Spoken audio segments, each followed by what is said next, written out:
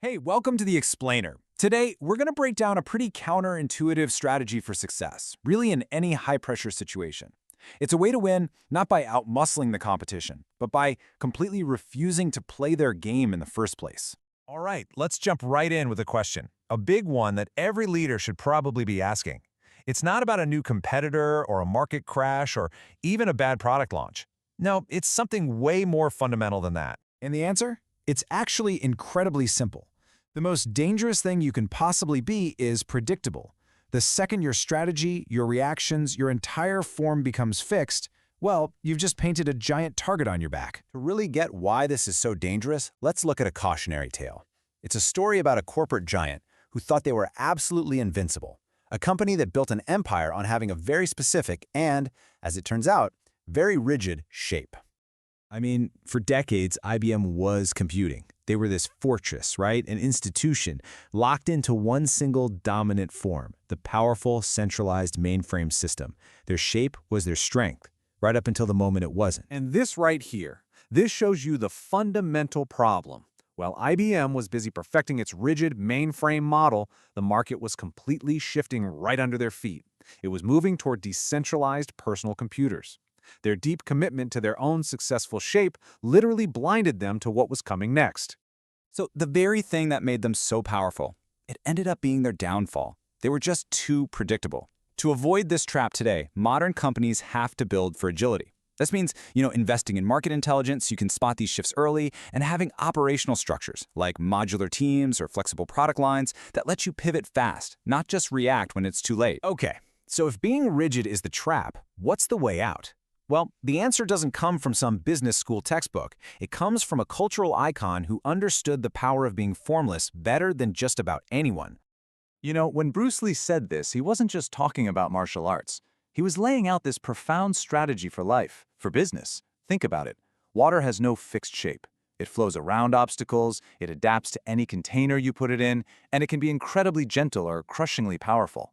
For a modern company, this means building a structure that can adapt. Think agile teams that can form and reform, rather than rigid, top-down hierarchies. So that's what we mean by being formless. It's this ability to be ungraspable. You're always evolving. Right when your competitors think they've finally got you figured out, you've already changed. This is the absolute key to maintaining agility in the market. All right, this all sounds great in theory, but how do you actually do it? Let's get practical. We're going to break it down into a three-part blueprint, and we're going to use lessons from some of history's greatest strategic thinkers to do it. These 3 steps are your guideposts: staying uncommitted, mastering disdain, and knowing when to retreat to win. This is how you maintain that strategic flexibility, especially when the pressure's on. So, first up, the power of staying uncommitted. And for this, we're going to look at a leader who basically held an entire continent in suspense with this one simple tactic. I mean, think about it. Queen Elizabeth I kept the huge powers of Europe guessing for years. By simply refusing to commit to marrying any single suitor, she forced them all to compete for her favor. She made them play her game. So what's the takeaway for leaders today? It's about not going all in on a single technology or a single market strategy. It's about running a bunch of small experiments before you scale, keeping all your strategic options fluid. All right, on to our second strategy. This one is a super powerful tool for when rivals are trying to provoke you, trying to get a rise out of you. Just think about the sheer power in this moment. Alexander the Great, maybe the most powerful man in the world, offers the philosopher Diogenes anything he could possibly desire. And Diogenes, he wants nothing from him. By showing zero reaction, he proved he was completely beyond anyone's control.